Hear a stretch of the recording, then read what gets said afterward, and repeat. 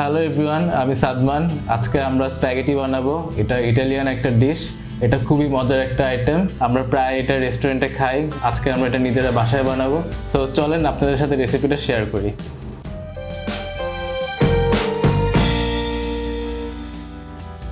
আজকে আমরা স্প্যাগেটি বানাতে এই প্যাকেটের স্প্যাগেটি ইউজ করতেছি। এটা 500 গ্রামের একটা প্যাকেট। এটা পুরোটাই লাগবে। এখানে 500 গ্রাম মুরগির মাংসের কিমা আছে, চাইলে বিফ কিমা দিয়েও করা যায়। এখানে পেঁয়াজ কুচি নিছি, 2টা মিডিয়াম সাইজের পেঁয়াজ কুচি, একটা টমেটো কুচি করে নিছি।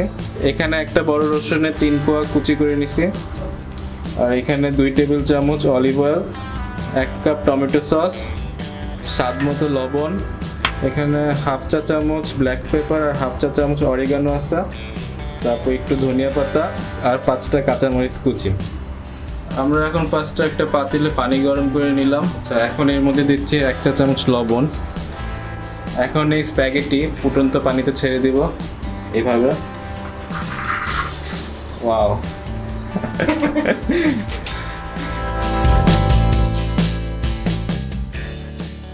এটা কিন্তু ভাঙা যাবে না, এটা আস্তে আস্তে নিজে নিজে পাতিলে ঢুকে যাচ্ছে। আর এটা 12 থেকে 15 মিনিট সিদ্ধ করে নিতে হবে।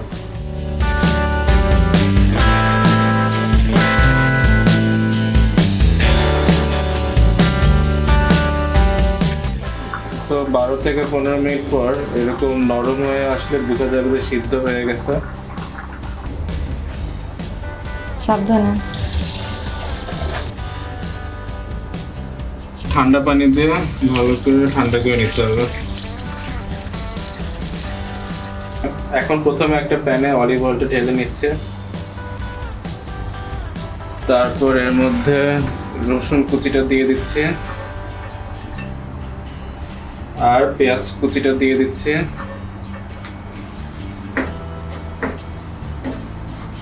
এখন ভালো মতো এটা নেড়ে নিচ্ছে।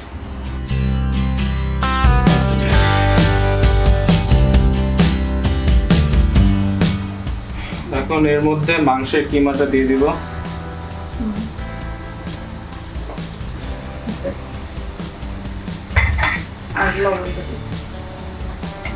আর লবণ দিয়ে দিচ্ছি।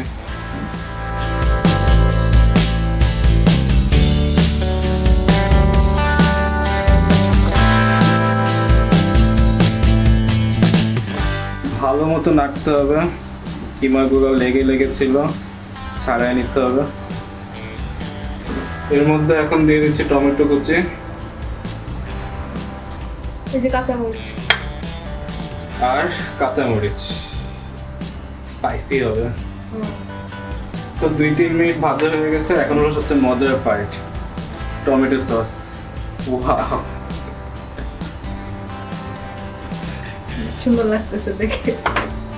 টমেটো সসটা দেওয়ার পর এখন কাঁচা খেয়ে বলতে ইচ্ছে হচ্ছে।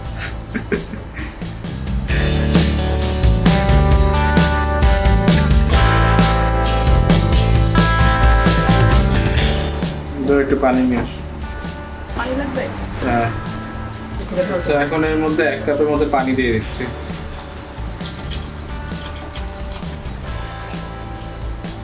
এবার 10 মিনিটের মতো রান্না করতে হবে।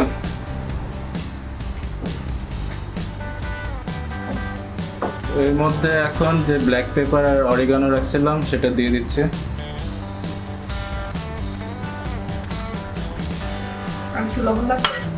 না, টেস্ট করে দেখো। লবণ ঠিকই আছে। অরিগানো দেওয়ার সাথে সাথে পিজার মধ্যে একটা গ্রান আসতেছে না? অনেক মজা হবে মনে হচ্ছে। মানে এত সুন্দর একটা গ্রান আসতেছে, এখনই খেয়ে ফেলতে ইচ্ছা করতেছে।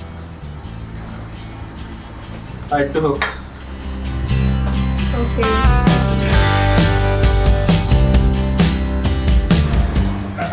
সো 10-12 মিনিট পর এখন ঝোলগুলো মাখা মাখা হয়ে আসছে। এখন এর উপর ধনিয়া পাতাগুলো দিয়ে দেবো। দাও। ওয়াও, একদম পুরো রেস্টুরেন্টের মতোই হচ্ছে পুরো। আর 2-3 মিনিট পর এটা ঘন হয়ে আসছে। এখন আমরা এটা নামাই ফেলবো। এখন নামানোর মতো হয়ে গেছে।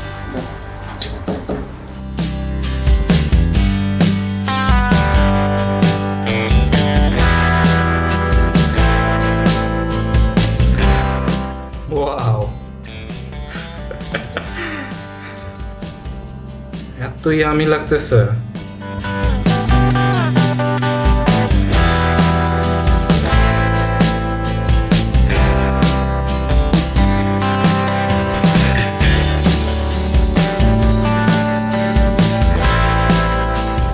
তো এবার আমাদের খাওয়ার পালা, দেখি কেমন হয়েছে।